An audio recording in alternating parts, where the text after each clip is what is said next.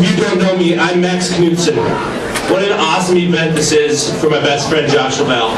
It truly shows how great of a community we live in to see all the support for Josh and his family. Thank you to all the volunteers. I know there's a lot of time, coordination, marketing, organizing, phone calls, meetings, texting, discussions, gathering, hard work, ticket selling, assembling, setup, hauling, emails, cleanup, spreadsheets, and a lot of teamwork. Thank you to John Duffy and the DECA students, the Mountain View musicians, the staff volunteers, and Vecios for this unbelievable Italian dinner. Thank you to the Lavapalooza committee that met every 7 weeks, especially my mom, Julie Allen, and Pam Kubicek. One more thing, happy Veterans Day to all the men and women who are currently serving and who have served in our military for our country. Thank you for your service. Now I'd like to introduce you to Rob Rowe. Guess he's got something for the Lavelles.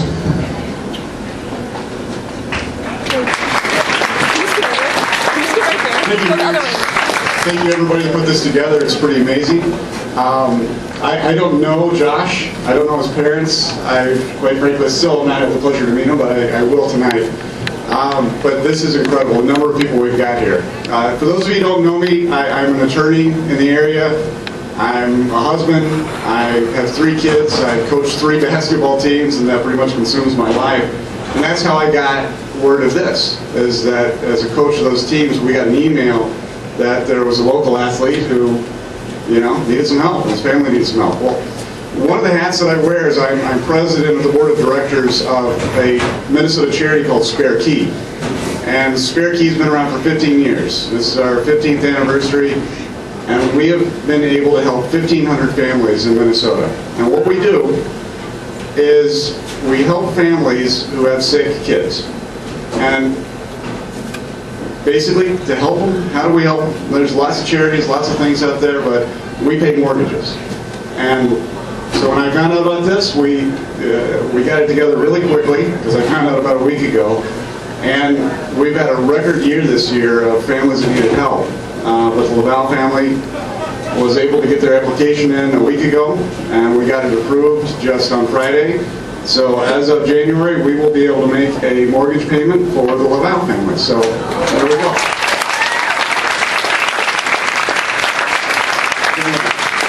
That's really all I have to say. I'm going to turn this over to people you want to hear more from. But again, good luck to the Lavelles. Thank you for letting me do this and giving us the opportunity to help out. And somewhere down the road, hopefully everybody in this room that is touched by something like this can turn around and pass it on.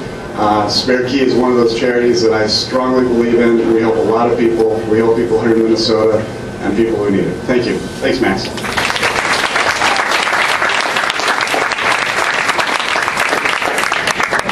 All right, now I would like you to meet a friend of mine. He's also a good friend of Josh's. What brought us all together was cancer. He's a member of the Minnesota Gopher football team. His infectious charisma and positive attitude have been an inspiration to not only his Gopher teammates, but also others battling cancer. I'd like you all to meet Connor John Cosgrove.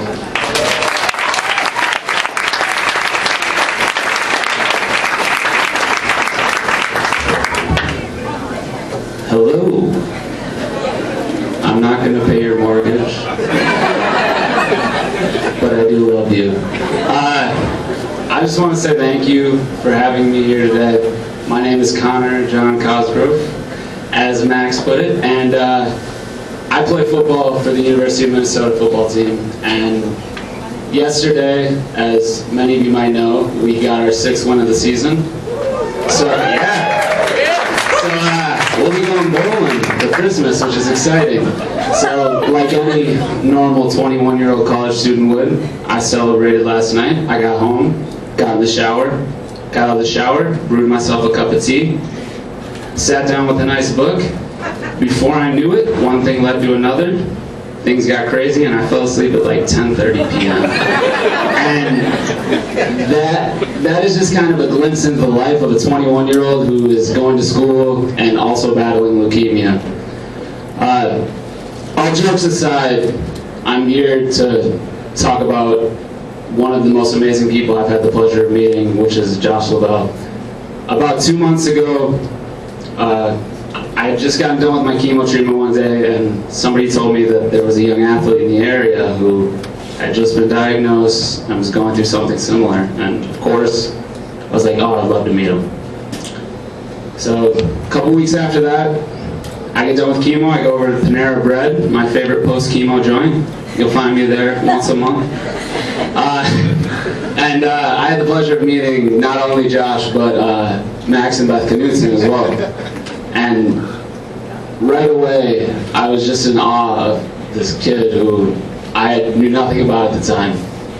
And from the moment I met him, I was like, okay, he's gonna have no problem with this. He had the one thing that if you don't allow cancer to take it from you, you can use it to fight cancer like nothing else, and that's your sense of humor. And his smile and his laugh, it's infectious. Like, he's incredible, and I'm so blessed to know him. Also, Max, I feel blessed to know you as well. You and your mom, you guys made me feel like I was a part of the family as well. And even though you're going to Nebraska, I still feel pretty blessed to know you. On top of that, as you can see, like, look at this room. Josh has such an amazing support staff. And that will help you when all else fails. And the Laval family, you guys have made me feel part of the family as well, and I just want to thank you for that. And I want to take a second to pause and for all of you to applaud each other. This is such an amazing event, so if you could just give yourselves a round of applause, I would really appreciate it.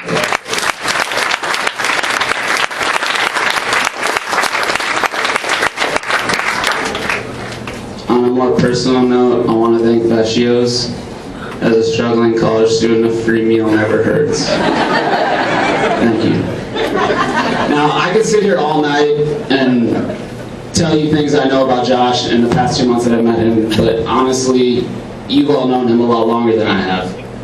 And you could probably tell me a lot that I don't know about him. So what I do want to do is I want to tell you a bit about my story and my bout with cancer, which I think will give you an eye into something that he's going through that maybe he doesn't tell you about, and it might allow you to know him on the level that I do, that only people who have really gone through the things that we've had to endure can really understand.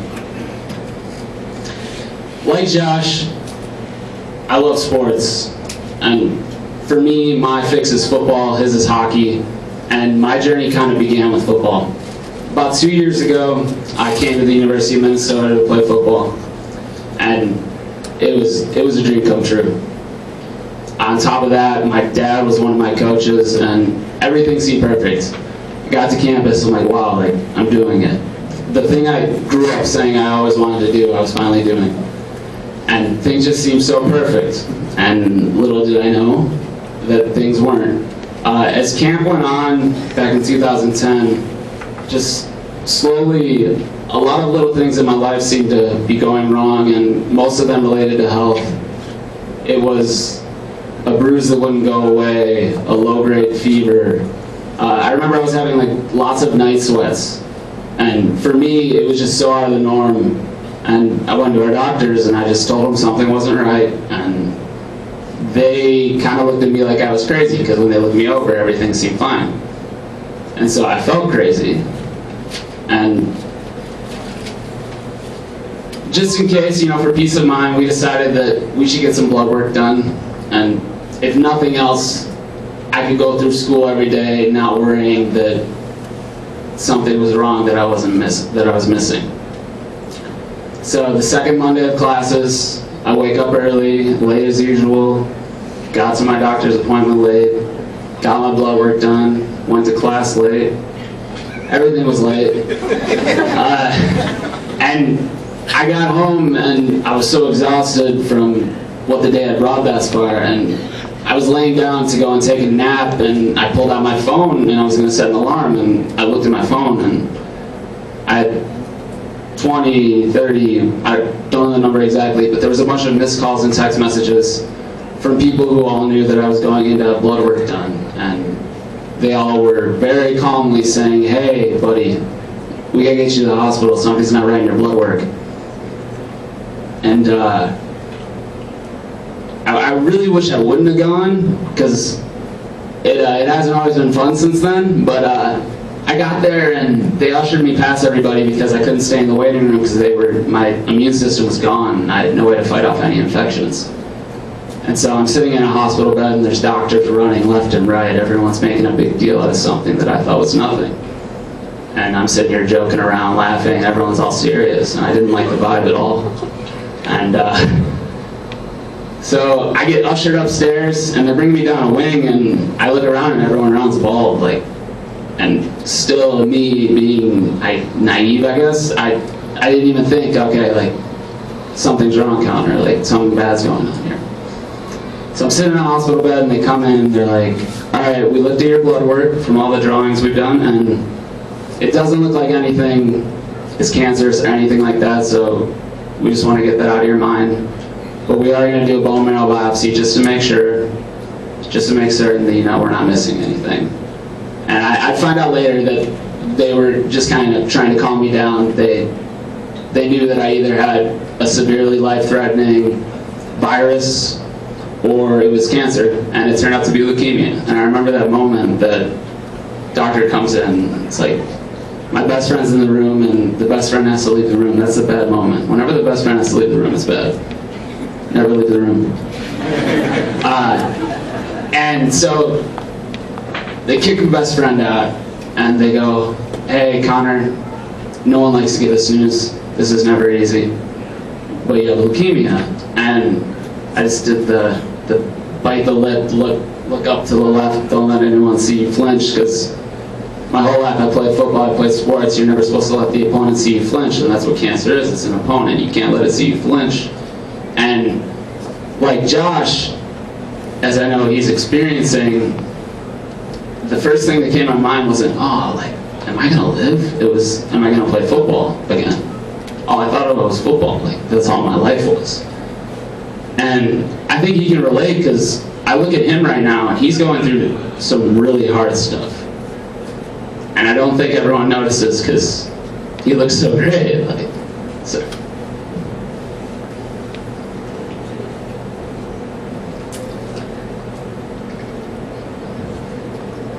And that's what's so amazing. Like, he's going through all this stuff and he's still like going out and skating, playing hockey, and he's not doing that. That's a joke. Anyways, he wants to go out and skate and play hockey, but he shouldn't ever. Don't do it. And that's just like the fight he has. I remember when I was diagnosed, I weighed 185 pounds. I was a Division I athlete, and within the first month, from all the medications and stuff I was taking, I lost 40 pounds in 30 days. And I still haven't gained any of that back, and that's just kind of the battle that you go through. And I remember getting through that first month and being like, all right, like, that was the hard part, I got that behind me. And then all of a sudden the medical bills start to come in. And then your doctor comes in and they hand you the schedule for what the rest of your months are going to be like, and you're like, wow, I haven't seen anything yet. And I remember the hardest part was when like the hair started to go, and you don't think that's that big of a deal until it happens, and somebody's like forcibly taken from you. And I look at Josh, and he like holds on to his hair, and I think that's a lot to do with who he is as a person. Like, he fights. His hair is like hanging in there, he's hanging in there, and everything he's been given, he just takes it in stride. I think that's so beautiful. And you really, like, you helped me so much more than you know, man.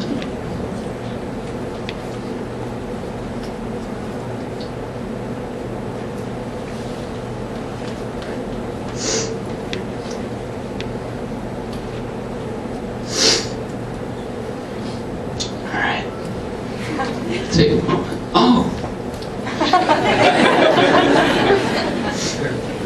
That was planned out.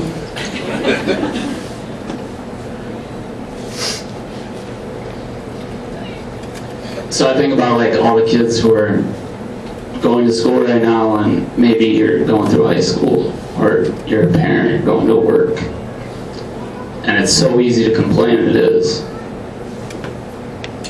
But while you're going to school, worrying about your grades, He's sitting in a hospital bed fighting for his life. It's just...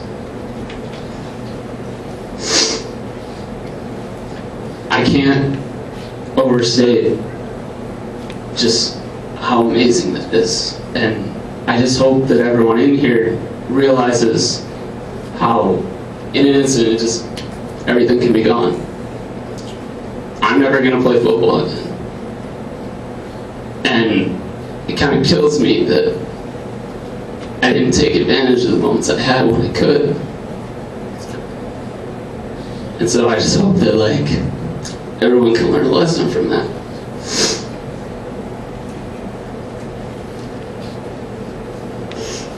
And it's easy because, like, you look at me right now, and I'm still going through cancer treatments. And I will be for another year plus. And it'll be easy to, in the future, when Josh starts to bounce back. He'll grow his hair back. He'll look normal. But every night he's still going to go home. He's still going to take meds. And it can be so easy to forget that he's still sick. And so it's easy to, like, bring in this support, this amazing support. Look at all these people. It's easy to bring this in right now when things are hard. But I just hope that everyone in here remembers that things are going to be hard for a while, and to never lose that support, to always be with him, because this is clearly an amazing community. I've been a part of it for 2 months, and it's rare. Friends like you are rare. Families like this are rare. And Josh, I just want to say to you that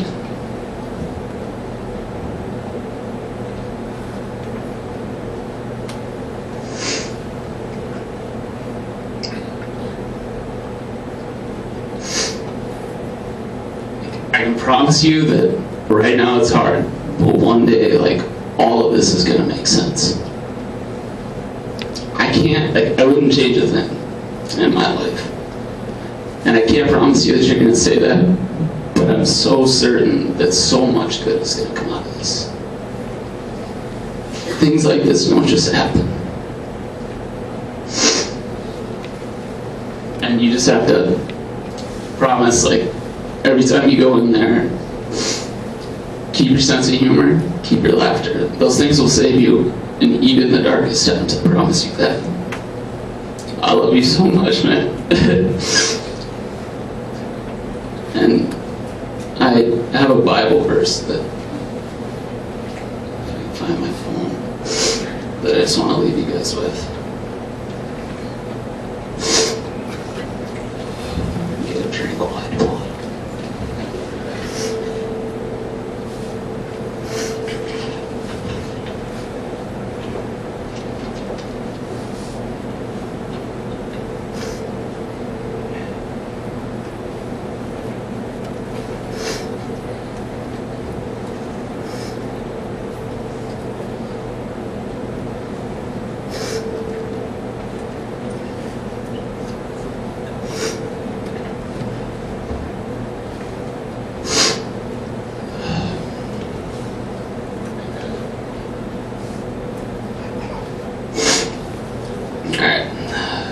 So this is something that, in my darkest hour, I always turn to.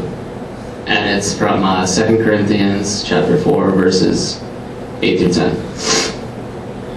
And it's, we are afflicted in every way, but not crushed. Perplexed, but not driven to despair. Persecuted, but not forsaken. Struck down, but not destroyed. We always carry with us the body of Jesus, that the life of Jesus may also be manifested in our ways. And I think it's so important to have something to turn to. I'm not saying you have to turn to religion when you're down, but look around. You have so many people you can turn to. And I'm so certain that in 3 years or so, you're going to have an even bigger gathering celebrating something so much bigger than this. I just want to thank you all for letting me be here. It's been an amazing honor. Thank you.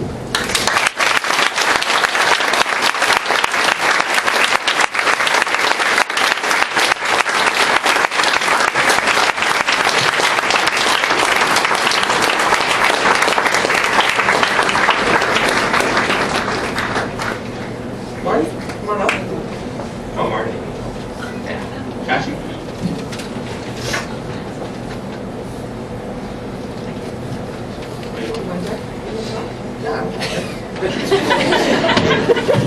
Alrighty. So, okay, we have one more gift for the Lavals. On behalf of Brad Knutson and Luther Nissan Kia of Amber Grove Heights and Bloomington Kia, I'd like to present this check for $5,000 to Josh Laval and his family.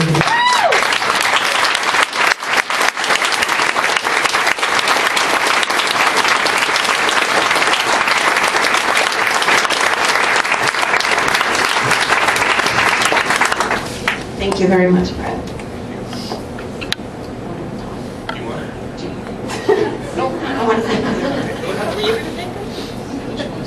Okay, on behalf of Marty and I, Matt, Alex, and of course Josh here, we'd like to thank everybody for coming, and we'd like to thank the committee, Beth Knutson, Brendan, Julie Allen, Pam Kubicek, Bob Madison, John Duffy, Rick Thomas, Carrie Fenning, Joy Gretsch, Tom Duvier, Maggie Anderson, Jane Sarfolian, Brendan Daly, Nancy Conlon, Pam McConney, Mike Gallagher, Mary Ort, Liza Jack Smeestead, Liz, by the way, I'm sorry, Therese Laval, and Grandma and Grandpa Knutson, and the ticket sellers, those who donated and gave those donations, and the helpers at the event. And we'd like to thank you for all your thoughts and prayers.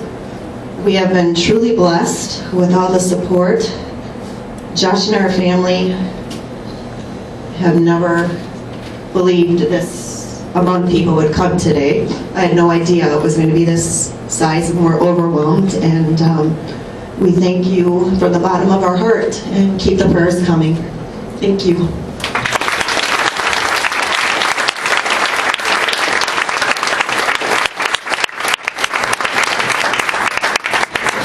Alrighty, so Go ahead. I'm just supposed to say thank you for everyone for coming. Thank you. Thank you.